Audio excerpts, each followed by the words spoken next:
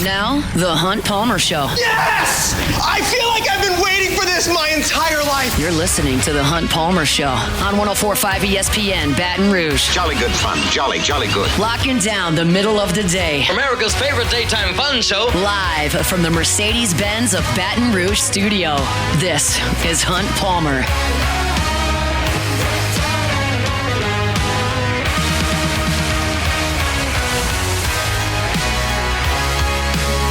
Welcome in a Monday edition of the Hunt Palmer Show. Taylor Sharp sitting in for Hunt Palmer at least today and tomorrow, probably today, tomorrow, and Wednesday. Look, for those of you who don't know, most of you already do because Hunt posted it. We talked a little bit about it this morning on Off the Bench. Hunt Palmer is a brand new dad, everyone. Keller Joseph Palmer came into the world yesterday afternoon. So our guy Hunt has been a busy man. Look, we got Jacob Beck, Kezzy's Bazali here with us. Guys, y'all would know this better than me. I think Cassie told me this before the show, Beck. I don't know if either of you can confirm this. Hunt and his wife did not know if this baby was a boy or a girl, like until it came. That's correct. I think, yeah. Hunt screams gender reveal party to me, though. Like, this is shocking to me. And this is the second time they've done that? Yeah, the first one, I think they didn't know either, yeah. I don't know. Hunt doesn't seem like the gender reveal type person. So, to me, screams. Okay, so you and your wife are having a baby. Now, I know it's early on. I'm not asking you to announce anything, but like, are y'all planning a gender reveal party, or are you doing something similar? Yeah, we are. We're not gonna wait till the baby's born. You're having the whole party, all that. You got to find a creative way to bust the pinata or whatever it is with the blue or pink powder. Yeah, I don't think it's gonna be anything that crazy. I don't know. I wasn't super enthused about doing it, but I wasn't like against it. Well, it's not your decision anyway. Yeah, no, so it's not. So you're just gonna have to roll with it. Okay. Before we get started, funny story about a gender reveal party. This is about 12, 13 years ago now. I mean, I think I was a sophomore, junior in high school or something like that. We were coming home as a family from some trip, I don't know, and we wound up having to take a back way to our house because there was traffic on the interstate, an accident, something like that. And we're driving, it's Kane Market Road out in Walker, for those who are familiar. We're driving on Kane Market. The road is shut down. There are no less than 4 or 5 cop cars. Like, cops have their guns out. There is a guy laying on his stomach in the front yard, like in handcuffs, the whole 9 yards. And right next to the guy laying down being arrested, there was a sign that said, "It's a boy." So this was a gender reveal party gone wrong. Turns out what happened was the father of the child and the current boyfriend were not the same people. That's pretty much a recipe for disaster, right? Yeah, that's not good. Apparently, the biological father showed up at the party. He had words with the current boyfriend of the girl who was having the baby. Words were exchanged. Someone threatened to harm someone with weapons, and the whole thing. And then that was my first experience with gender reveal parties. We drove right by it. We saw the entire thing, and I was like, look, only in Walker, Louisiana could you have the police called and people getting arrested at a gender reveal party. Look, whenever it comes time for me and my wife, I don't know if we're doing a gender reveal party. I certainly hope not. Now, I do want to know if the baby is a boy or a girl, probably before due date. I'm not going to go as extreme as our guy Hunt Palmer, but yeah, gender reveal parties can go bad in a hurry. Do you know what you guys are going to do for a gender reveal party yet? Have we planned that far ahead? We don't know what we don't know how it's gonna be revealed, I guess. I don't know. We're not sure. I see Beck doing like golf ball. Hits the golf ball, it explodes, blue or pink powder. I'm people thinking have suggested that before, yeah. I'm thinking that. I'm surprised Hunt did not do this. He seems like that would be right up his alley. Like, he would not be enthusiastic about it at all. Hunt wouldn't want to be there, but it does seem like that is something that him and his wife would do. But apparently not. And congratulations to Hunt and his wife. Their second child and 2 boys back to back. So I'm sure Hunt is excited about that. Maybe we'll see him on the baseball diamond for too much longer. Hunt's going to take him golfing with him. He's going to have himself a heck of a time. All right, look, a lot to get to on today's show. Derek Carr news about contract restructuring. Less than an hour ago, big-time news broke about a Saints free agent. It is devastating for New Orleans. We'll get into that as well. LSU spring football kicked off on Saturday. A notable name was absent for practice. We'll tell you why. And LSU baseball had their final non-conference weekend series before SEC play starts against Missouri this coming Friday. We'll get into all of that, but let's get the show started like we do every day. It's time for Hunt's Opening Drive, presented by Genesis of Baton Rouge. LSU baseball wrapped up their final non-conference weekend series of the 2025 baseball season against North Alabama. I'm going to kind of give you a recap game by game, and then I'll give you my overall thoughts. Look, North Alabama is who they are. They came into this series 2-7 on the year. They had lost 5 games in a row. They were 0-6 on the road. They are what they are. They are not a very good baseball team. Look, in game 1, LSU scored 13-2. It was a 7-inning game. They run ruled them due to the 10-run rule. They hit 6 home runs on Friday night. That was kind of the one big thing I wanted to see. A little bit more power in the lineup. You've seen it in spurts. I mean, you know Jared Jones can tear the cover off the ball. Daniel Dickinson's been hitting the ball well. He's hit a few homers in the last few games. Stephen Milam's hit some homers, but I wanted to see it top to bottom in the lineup. When you hit 6 home runs in the same game, that's all I needed to see. Again, 6 different Tigers. Daniel Dickinson, Josh Pearson, who we'll get into. He had a big weekend. Stephen Milam, Luis Hernandez, your catcher. He's now batting like 280 on the season. If he can do that, he's your everyday catcher. The catcher conversation is over as far as I'm concerned if Luis Hernandez can keep up his hitting at the plate. Tanner Reeves, pinch hitter John Pearson. John and Josh Pearson obviously hit home runs in the same game. We were looking into like, hey, when's the last time that happened? The Harris brothers, Clay and Will Harris, actually did it. It was the first time this has happened since 2005. However, the Harris brothers actually did it 3 times at LSU. I imagine we're going to see it a few more times from John and Josh Pearson. Cade Anderson, dominant again in the start. I mean, he goes 6 innings. He strikes out 11 batters, did not walk a single runner, gave up 1 earned run, only gave up 4 hits. He was dominant. I mean, his ERA right now is 2.06 on the year. He is your ace. There is no question about it. You have a dominant Friday night guy, and more importantly, a dominant lefty starter on the mound for you on Friday nights. Right now, the way Cade Anderson's pitching, I mean, you'd be hard-pressed to find 3 Friday night guys that have looked as complete as Cade Anderson so far. In the 7th inning, you went to Maverick Rizzi. He did give up a run. He gave up a walk. Didn't strike out anybody. He managed. He got through it, and LSU ultimately 10-run ruled them in 7 innings. As far as game 2 goes, it was Anthony Ianson. And when the game started, you got a little worried because what did we talk about with Anthony Ianson? He gets touched up a little early in games. Now, he always seems to bounce back. Look, that's the same thing here. He gave up 2 early runs. However, Anthony Ianson threw 7 innings, and he struck out 15 batters. He was dominant. 15 Ks is actually the most by an LSU pitcher since Ty Floyd had the 17 strikeouts in game 1 of the College World Series against Florida when he was phenomenal. Look, Jared Jones, he went 3 for 4 at the plate. He had 2 doubles. He hit a 2-run homer. Again, I mentioned his hot hitting streak. And then game 3, look, LSU took a 4-0 lead after the bottom of the first inning. Jared Jones, 2-run homer, his 6th dinger of the year. Jake Brown hit a home run. In game 2, Josh Pearson hit a grand slam. That was his first grand slam as a Tiger.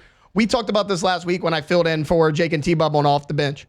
Josh Pearson is in your lineup somewhere every day, whether it's at right field, whether it's a DH. He's in your lineup. Remember coming into the year, there were about 3 or 4 guys. You had Josh Pearson, Jake Brown, Ashton Larson, and a couple younger guys all kind of battling for 2 spots. I don't care if it's DH, right field. Josh Pearson is in your everyday lineup. That's it. I mean, he has to be. He's hitting over 300 right now. He's hitting for power. He's hitting for average. He's giving you competitive at-bats. He's not striking out a ton. Josh Pearson has to be in your lineup. Plus, he's a 3-year player for you that was instrumental in your national championship team as a freshman. He had a solid year a year ago after a slow start, and he looks like one of your best hitters in your lineup. He has to stay there. So look, LSU wins game 1, 13-2. They take care of business 6-2 on Saturday, and then they have another big victory in game 3 on Sunday. I said this going into the series, and it kind of rings true coming out of the series as well. This weekend was not about your opponent. It was about you. What do you not do well? You have to work on that because this is your last mulligan as far as a weekend series goes. I understand Missouri's not the cream of the crop of the SEC, but they're still an SEC caliber opponent that's coming up Friday, Saturday, Sunday. First one of the year. A couple important things. One, if Luis Hernandez, like I mentioned earlier, keeps hitting the way he is, you have your catcher position solidified because he's already been better behind the dish than Cade Arrambidi. I think Arrambidi has a ton of talent. I just don't think he is a very good college catcher at this point. He's young. He's a freshman. He's going to get better, but there's too many pass balls right now. Hernandez has been more consistent there. If he can be the more consistent on the offensive side of things, you have an everyday catcher, or at least a guy you're going to roll out there 80, 90% of the time. Another big thing, how many times have we seen LSU in recent years, whether it's under Jay Johnson, the latter years of Paul Maneri, struggle to find 3 solid weekend starters going into SEC play? You found 2 a number of times. Look, even in 2023, when you won the national championship, you had Paul Skeens, you had Ty Floyd. You wanted it to be Thatcher Hurd. He hadn't stepped it up yet. You were kind of unsure about your game 3 starter. Same thing last year. Gage Jump stepped up for you. You had Luke Holman, who was going to be that number 3 guy. A lot of different guys went in there, but this year you have Cade Anderson, who looks like a stud on Friday night. Anthony Ianson, while he's gotten touched up early in games, he's gotten better as the game goes along. I mentioned he gave up 2 early runs, but he goes 7 innings and strikes out 15 batters. Never gave up a run after those 2 early runs. A lot of times, you'll see a pitcher dominant at the beginning. He gets in a little bit of trouble. He kind of collapses. Thatcher Hurd is a primary example of that. When nobody was on base, Thatcher Hurd was excellent. When batters got on base, things kind of snowballed for him. He kind of collapsed a little bit. Anthony Ianson's the opposite. He may struggle early on, but more times than not, he's gotten out of that jam, and he's been dominant for multiple innings after that. That's big because, look, you're going to get hit in SEC play. People are going to get on base in SEC play. What's your mentality? How's the psyche of a pitcher? So far, Anthony Ianson looks like he has answered that call. And then look, Chase Shores in game 3, a little bit of more pedestrian day for him. Like he goes 5 innings, he strikes out 4, he walks 2, he gave up 2 earned runs. But Chase Shores has been really good in game 3s. I'm not worried about him at all. Like he has a 3.15 ERA on the year.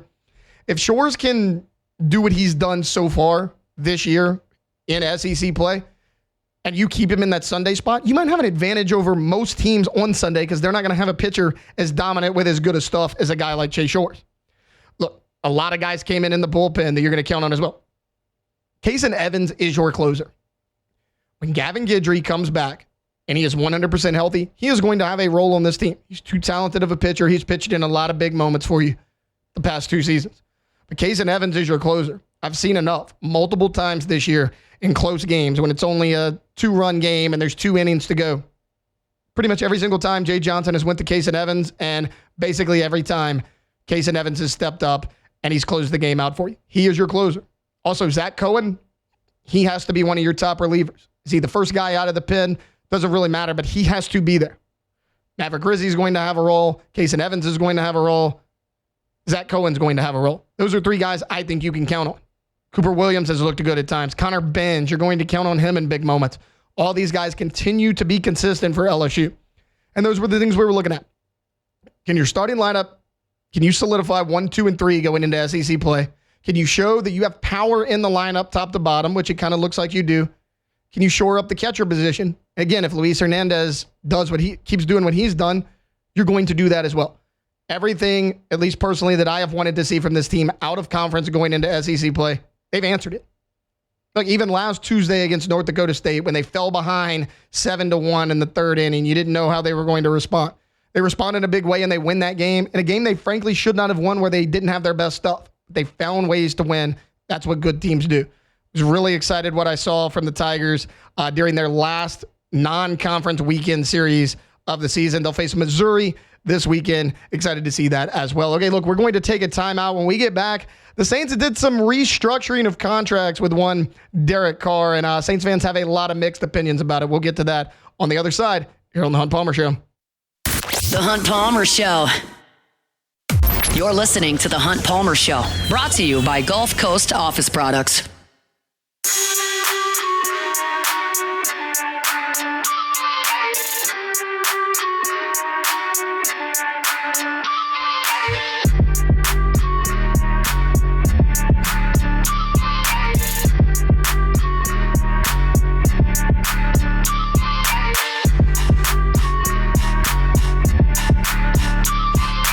Welcome back in a Monday edition of the Hunt Palmer Show. Taylor Sharp filling in for Hunt Palmer, who is left Friday as a father of one. He is now a father of two. Congratulations to Hunt Palmer and his wife. Keller Joseph Palmer made his appearance into the world yesterday afternoon. So I'm with you likely the next 3 days, definitely today and tomorrow. I'll be in contact with Hunt throughout the week. Kind of keep you guys updated as well on what his status is, when he believes he will return to work. Okay, mentioned it a little bit there before going into break. The New Orleans Saints have restructured Derek Carr's contract in order to free up cap space. Now, on the surface, you might think, okay, well, that's not that bad. Well, what they have done is they've converted the majority of Carr's salary into a signing bonus. He's actually going to get the full $40 million that was his contract this year.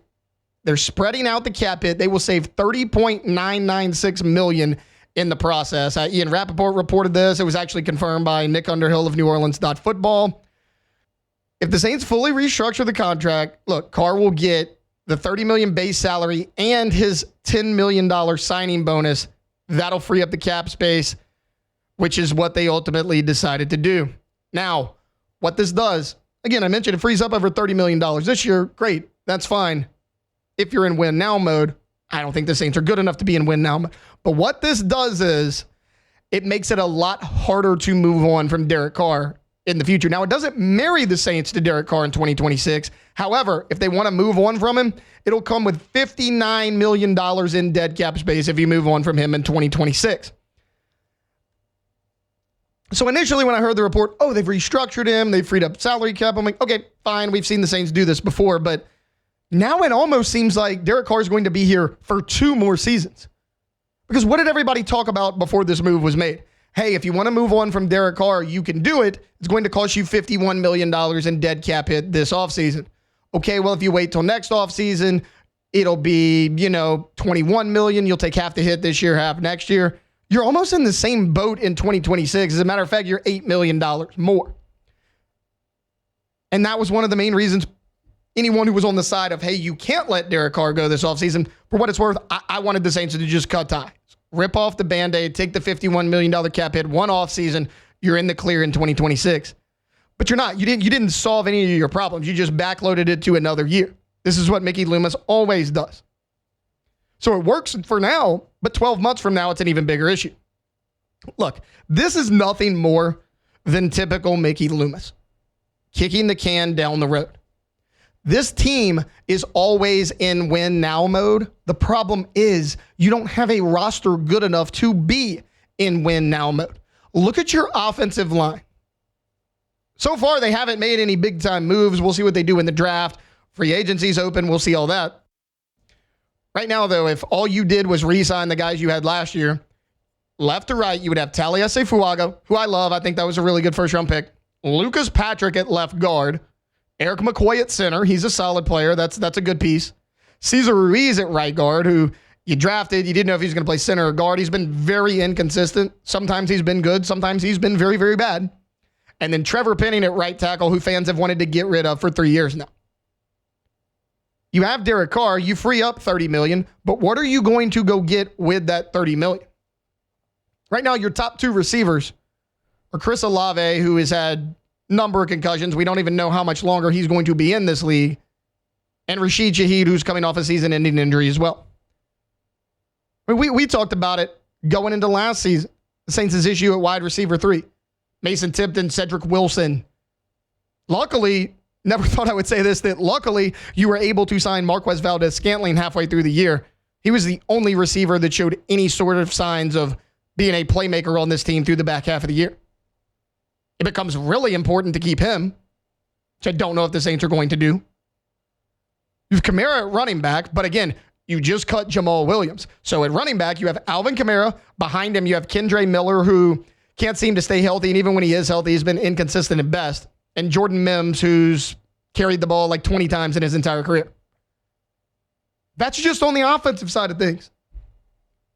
We'll get into defensive tackle later in the show. They shored that up a little bit here in free agency via trade.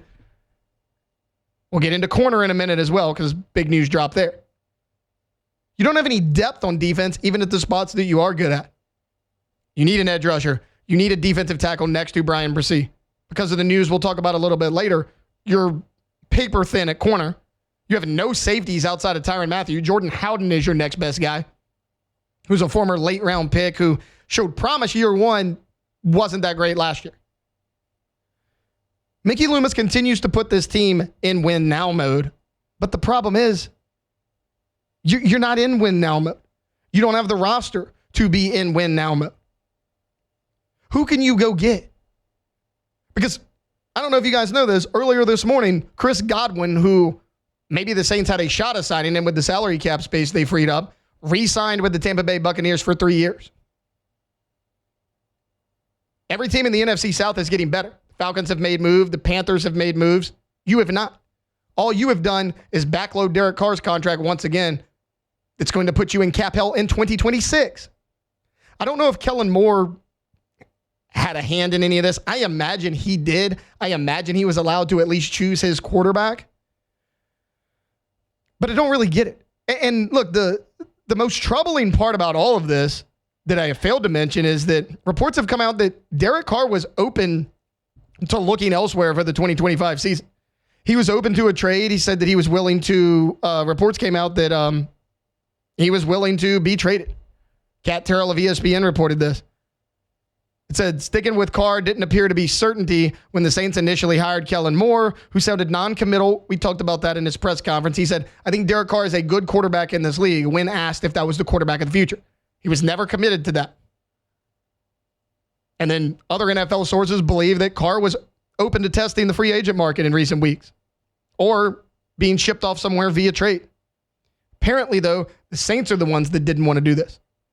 And I guess you can look at it and say, okay, the Saints' hands are tied a little bit. Maybe, but maybe not. Now, if you were to cut Carr this offseason, do you roll with Spencer Rattler? You're at 9. I mean, you're not in the top 5. Maybe if you had a top 5 pick, top 3 pick, this would have gone a little different if you could get a Cam Ward, a Shedeur Sanders. Because if you cut Derek Carr, who do you go get? You sign Aaron Rodgers for a 1-year rental? I don't think so. I don't think that's going to work. You guys know my opinion of Aaron Rodgers. You go overpay for Sam Darnold, pay him $40 million a year, who I personally do not think is worth it. I've seen enough of Sam Darnold to know that that was probably a flash in the pan in Minnesota. I believe the real Sam Darnold is who we saw at the end of the year, the last 2 or 3 games of the regular season, and that awful playoff game. I think that's who the real Sam Darnold is. Now, we'll find out because somebody's going to pick him up, likely the Seattle Seahawks. But maybe the Saints were thinking, this is our best option. We're kind of tied up in this anyways. We'll take a big cap hit if we cut him this year. We cut him next year. We're kind of in the same boat with this restructuring. Let's see if we can make some sort of run this year. And maybe you can, but you got to go get guys. You got to hit on all of your draft picks because you need every single position. And you got to go get free agents. I just mentioned that the Bucs, Falcons, and Panthers are all getting better. You cannot get left behind in the NFC South. You have had the privilege for a number of years while your roster hasn't been the best. I'm saying, hey, we may have a shot at winning the division because the NFC South has been so weak. I'm not sure how weak it is anymore. Baker Mayfield looks like a franchise quarterback. While Bryce Young has been shaky, he looked better after coming back in from being benched from Andy Dalton. And the Falcons admitted their mistake with Kirk Cousins. They went with Michael Penix Jr. He looked like a rookie, but he showed promise as well. The Saints are the only ones that don't seem to have a clue what they're going to do at quarterback for the foreseeable future. Maybe it is Derek Carr, but the move's it's a little confusing move. It's good in the short term, bad in the long term, and I think the Saints need to be building for long-term success instead of short-term because, again, I don't think their roster's good enough to be making moves like this.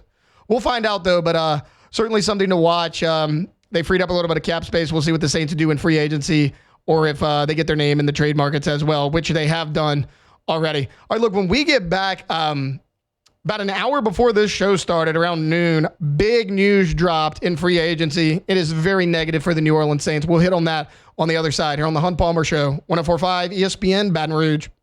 The Hunt Palmer Show. Genesis of Baton Rouge, genesisofbatonrouge.com. They're the only fully exclusive Genesis dealer in the state of Louisiana, and they're right here in Baton Rouge. I told y'all earlier this week, we were driving, my wife goes, oh, that's that car I really like. It's a Genesis. And she had no idea that I even do this. I was like, yeah, they're really nice. They're really, really nice.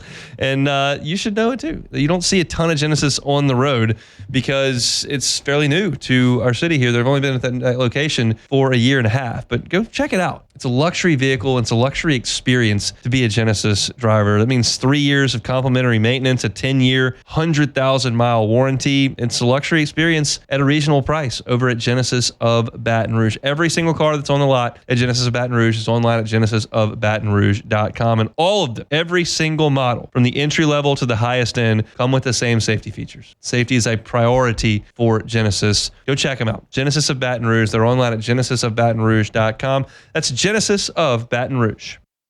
This is the Hunt Palmer Show, brought to you by Gulf Coast Office Products.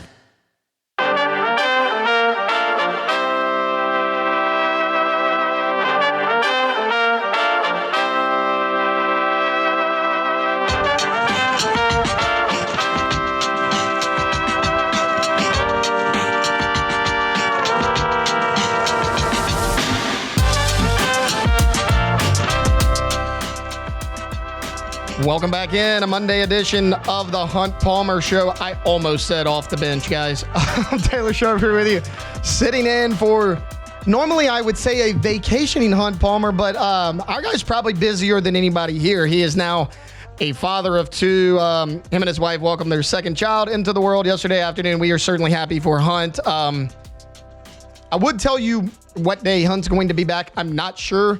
If I had to guess, I would be here Monday, Tuesday, Wednesday. Hunt being back Thursday, but some things could change. He could be back a day early, day late. He could be out the whole week. We'll figure it out. I've been in contact with him, and he will be back soon, though.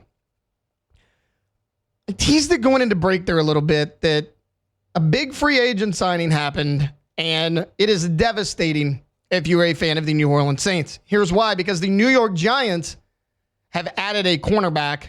The bad news is they've added Paulson Adebo. It was reported about 45 minutes before this show started that Paulson Adebo has signed a contract with the New York Giants. His time with the New Orleans Saints is officially done. That's huge for a number of reasons. One, you now have a massive hole at the cornerback position. Right now, on your roster, in terms of guys you know that are going to be there, you have Alontae Taylor, who is a very good player. I like Alontae Taylor. He can play outside corner. He can play in the nickel. He's played a little bit of safety. He can do whatever you need him to do. And then you have Kool-Aid McKinstry. Look, JaQuincy McKinstry was the second-round pick out of Alabama last year. Wound up playing a decent amount. Showed flashes. Looked like a rookie at times. Looked really good at times. And you have Rico Payton.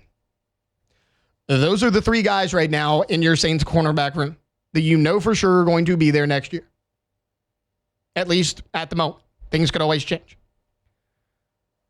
This leaves a massive hole at corner. And it's even bigger because you already have a big hole at safety.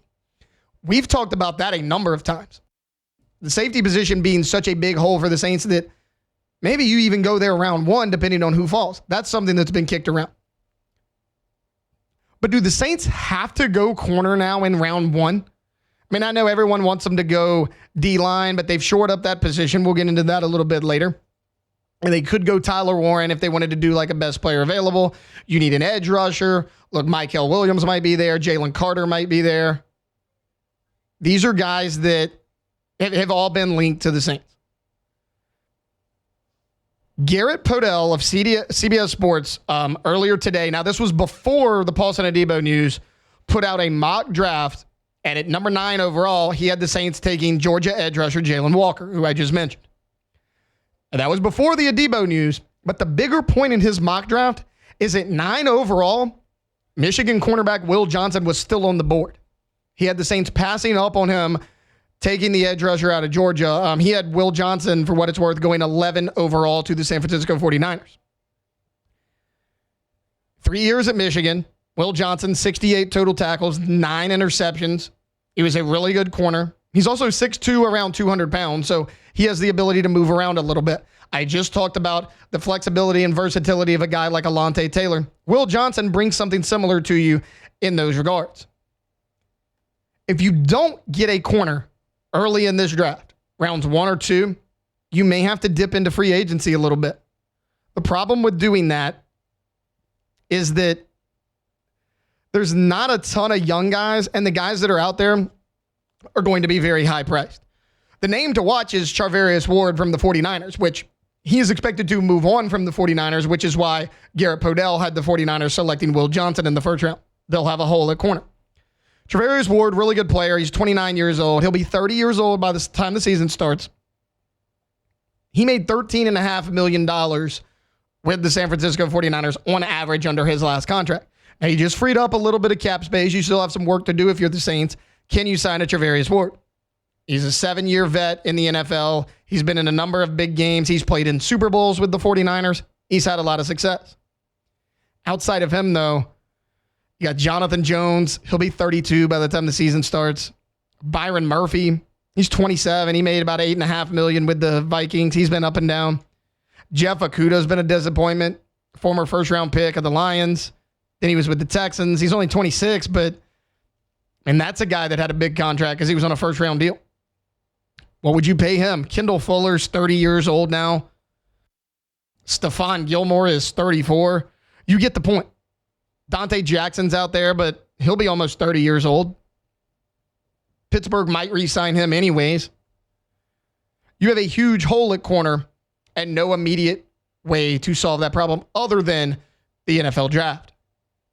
So if Will Johnson's there at 9 overall, if you're the New Orleans Saints, you might be forced to take him at this point.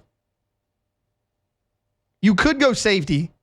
Malachi Starks will be there, but this is kind of a deep safety class. It's not really as deep as far as pure outside corner goes in this draft. I mean, you have Will Johnson, but outside of him, it's kind of a decent drop-off. Like, look, if you pull up PFF, I mean, Travis Hunter's obviously your number one corner, but Travis Hunter's going to go somewhere in the top 3. No way will he be there at 9 when you're picking. If Travis Hunter, Jedi Barron is a guy that's been mocked to you a little bit. He would be a surprise pick at 9 overall. Jedi Barron, really good player. Had some success at Texas. Do you grab him at 9 overall? You almost may have to reach for a guy. Because I like Jedi Barron, but if you would have told me last week, hey, the Saints took him in round 1, I'd have been like, well, you know, he's a good player. Could he have been there in round 2? I don't know. If Johnson and Hunter are gone, you're going to have to seriously look at a guy like Jedi Barron. Look, he had a bunch of big-time moments at Texas. That was a top 5 defense in college football a year ago. You know he can play the outside corner. He was shut down at times at Texas. Trey Amos from Ole Miss. He's 40th on the PFF big board. Maxwell Hairston out of Kentucky. He's a guy that will maybe be there in round 2. He was pretty productive in college. He had an excellent NFL combine. He was one of the top winners of the combine, pretty much regardless of who you ask. But can you really wait in the second round to grab a Hairston, to grab a Trey Amos? Will Johnson, I would be perfectly okay with at 9. You may have to reach for a Jedi Barron. If not, how aggressive are you in free agency before the draft? Because you know you have a big hole. You're going to have to sign somebody else regardless. Because you can't just go into the season with whatever rookie corner you draft, Kool-Aid McKinstry, Alontae Taylor, and Rico Payton. You're going to have to sign somebody anyways. What type of caliber of guy are you going to sign? That'll depend on what you do in the NFL draft. We talked about them needing everything, but all of a sudden, corner goes to, if not the top of the list, one of the top 3 places to look for the New Orleans Saints in this NFL draft. Again, I'd be okay with it, but it makes a bad situation worse, right? If you're the New Orleans Saints, because what do we talk about all the time? Well, the good news for the New Orleans Saints is it's going to be hard to mess this draft pick up as long as you hit on the player you draft because they need everything. The bad news is the New Orleans Saints need everything. It just depends on what you prioritize the most. That secondary group, corner and safeties, are looking awfully thin. Just listed off the corners in your room. At safety right now, you have Tyrann Mathieu. You have Jordan Howden. What do you do with Will Harris? Can you re-sign him? Is he going to sign somewhere else? The room's thin on both levels. Now, you can move Tyron around a little bit. You can move Alontae Taylor around a little bit, but you don't really have the bodies to do that right now. It's kind of those guys and everybody else. Very little depth there at that position. You're going to have to address that need early in the NFL draft. Honestly, probably in one of the first 2 picks. Do the Saints reach on a guy like Jahdae Barron, or do they maybe roll the dice and grab a corner in the second round? Whether it's Maxwell Harrison, Trey Amos, will they be there when the Saints pick in the mid-40s? We'll find out, but this certainly made the Saints draft situation a whole lot worse because now they have, well, frankly, just another position to think about on top of a growing list of gaping holes on this team that you have to have filled before the season starts. All right, look, we're going to take a quick timeout. When we get back, we're going to talk to Dr. Jeremy Burnham of Ochsner Medical. He hops on every other Monday to kind of break down some of the top injuries in the sporting world. We'll talk to him when we get back, and maybe we'll give you a little bit of LSU news before we close things out in hour number 1. That's all coming up next here on The Hunt Palmer Show, 104.5 ESPN Baton Rouge. The Hunt Palmer Show. Audio Video Security Solutions, AVSSLA.com is the website. Mitchell Fisher and his local team are fantastic to work with, and they do a number of things. I talk to you about security systems all the time. They handled ours. If you're looking to get a security system at your business or at your home that's complete with all the cameras, the apps, everything that's got you set up at the top of a button, they can do that for you. They can also help you out with your outdoor entertainment space. If this is the time of year where you love to get out back when it's a little bit cooler, light the fire, listen to some tunes, or watch TV in the outdoor area, Mitchell Fisher and his team at Audio Video Security Solutions can help you out with all of that. They can supply the television. They can supply all of the equipment. Their install at the Palmer House was just painless and easy, and the customer service afterward has been great. They can do simple things like I talked about mounting the television. They can also do complex things as well. So give them a call or just check them out online, avssla.com. It's Audio Video Security Solutions. This is the Hunt Palmer Show, brought to you by Gulf Coast Office Products.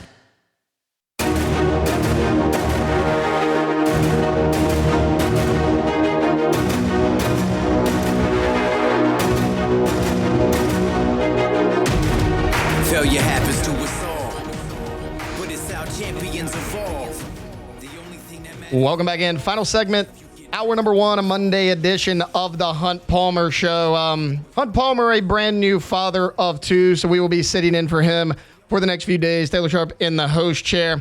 Right now, it is time for our sports health segment presented by Ochsner Andrews Orthopedics and Sports Medicine Institute. And with that, I want to welcome in Dr. Jeremy Burnham. Dr. Burnham, how are you today? Hey, I'm doing great, Taylor. Good afternoon. Good afternoon.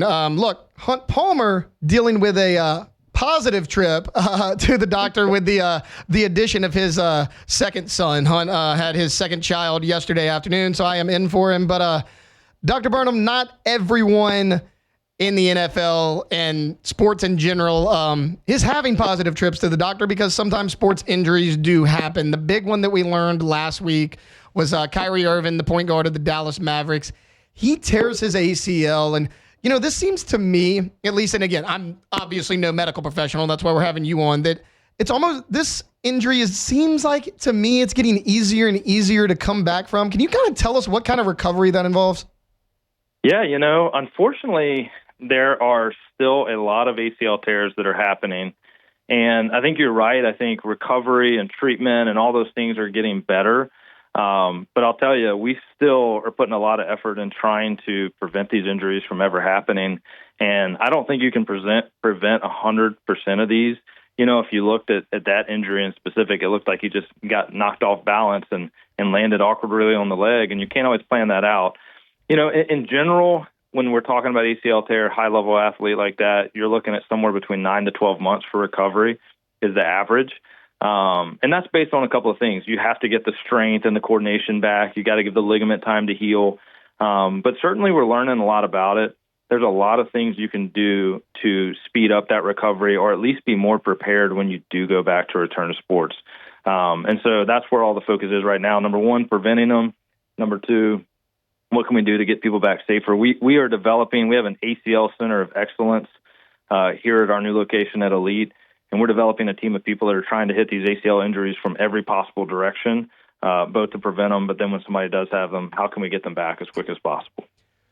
Speaking of knee injuries, Dr. Jeremy Burnham joining us right now. Speaking of knee injuries, a guy who's coming back from a knee injury is J.J. McCarthy. So he actually suffered a torn meniscus first preseason game of last year. He wasn't able to return. Word is when offseason OTAs start, he's going to be a full go. As far as like maybe the similarities or differences between like a torn meniscus and a torn ACL, I mean, how similar are those two injuries? So, the thing is with meniscus, you can usually come back quicker than you can from an ACL. Okay. And sometimes when you tear your ACL, you'll also tear your meniscus. But if you're just dealing with the meniscus, a lot of times you're going to come back sooner. Sometimes all you need to do is go in there and trim out the torn portion. It can be like a little hangnail, a piece of tissue that's just flipping back and forth. And in those cases, those athletes get back very quick, sometimes within a few weeks from getting the knee scope. Sometimes you need to go in there and repair those. Maybe it's a bigger tear, or maybe it's in a spot where you really need to preserve as much of the meniscus as possible. And certainly that's where things have shifted over the last few years. There's a lot more of an effort to try to preserve the meniscus or save the meniscus than before. That can be more of a 4 to 6 month process. But either way, if it's just the meniscus, most of the time you're going to get that athlete back sooner than if it's an ACL. The ACL is unique because you have to give that ligament. Most of the time we're talking about an ACL, we're doing a reconstruction and we're putting a new ligament in there. And there's some things you have to do to just give that ligament a time to turn into an ACL. And even with all the technology we haven't really found a way to speed that up. So that's kind of the difference. But you'll see people come back pretty quick from isolated meniscus injuries sometimes. As far as, Dr. Burnham, and as far as maybe the most common lower body injury or maybe the easiest one to come back from, in your opinion, like what do you think that is sports-wise? I think that when you're talking about knee injuries like this, I think knee injuries is probably the lion's share of the stuff we see. Of course, you see some ankle sprains, some Achilles injuries, some things like that, but knee is very, very common. When you tear a ligament in the knee, it's a really big deal. Probably the fastest one to come back from is an MCL injury. The MCL is unique because it has some healing capacity in the knee that the other ligaments don't have. And so you can tear your MCL, not need surgery, let it heal, and you can be back somewhere between 2 to 8 weeks from the injury, depending on how bad it is. Most of the other ligaments in the knee, if you have a complete tear, they can't really heal on their own, and that's why they lead to surgery. Sometimes we see these injuries where people just have a bad bone bruise, but the ligaments are okay. Those athletes tend to get back pretty quick as well. Dr. Burnham, before I get you out of here, you mentioned to Hunt that it is National Athletic Training Month. Can you tell us a little bit about that? Yeah, absolutely. Thanks for bringing that up. So it's National Athletic Training Month. That's March of every year. And I think that athletic trainers are probably, I think people don't realize how integrated they are into healthcare and how valuable they are. We have 25 athletic trainers in the Baton Rouge region that work for us. And, 15 of those athletic trainers are working with teams and schools on the sidelines. But the rest of them are working within our clinics and our ORs in different capacities. I'm going to give a shout out to one of the athletic trainers that works with me, Savannah. Anybody that's gotten care over here has probably met Savannah. And Savannah really coordinates and runs almost everything involving orthopedic care, from the OR coordination to clinic visits. She assists in surgery. And so I can tell you that, healthcare and especially orthopedics and sports medicine would not be the same without athletic trainers and what they do. They have just an awesome body of knowledge, extremely hardworking, extremely skilled, great experience. And, I just really want to give a shout out to all the athletic trainers, both in Ochsner and outside of the Ochsner system. I think they work harder than most people realize. They're kind of the unsung heroes of orthopedics and musculoskeletal care, and certainly happy to acknowledge and honor them this month. It was Dr. Jeremy Burnham. Dr. Burnham, thanks for hopping on with us today. Great talking to you. Yep, absolutely. Look, at Ochsner Medical, we know that sports injuries can be unpredictable, but one situation you can protect yourself from is safely returning to play after an injury. It's important to seek care by sports medical specialists whose expertise is in rehabilitation. To learn more about sports injury prevention and treatment, visit ochsner.com/BRortho. All right, that's going to wrap it up for hour number one. Super busy hour. Look, with NFL free agency opening, trades coming up. We have been super busy. LSU wrapped up their final non-conference weekend of the 2025 baseball season. They will take on Missouri this weekend in a Friday, Saturday, Sunday series. Coming up in hour number two, we are still jam-packed. So the Saints have traded with the New England Patriots. They have signed a defensive tackle to help shore up the D-line. It's a former LSU Tiger that you may be familiar with. We'll talk about a little bit of that. Also, LSU football news. The Tigers were on the practice field for the start of spring this Saturday. A couple days ago is when that occurred. A key name that joined LSU through the transfer portal was not out there at practice. We have an update as to why that may be the case. And then, of course, we will close the show out with Take It or Leave It. Hour number 2 coming up on the Hunt Palmer Show. We'll have Sports Center at the top of the hour. Then we got some Saints and some LSU football news. That's coming up. Stay tuned for hour number 2, a Monday edition of Off the Bench here on the Hunt Palmer Show, 104.5 ESPN Baton Rouge. The Hunt Palmer Show.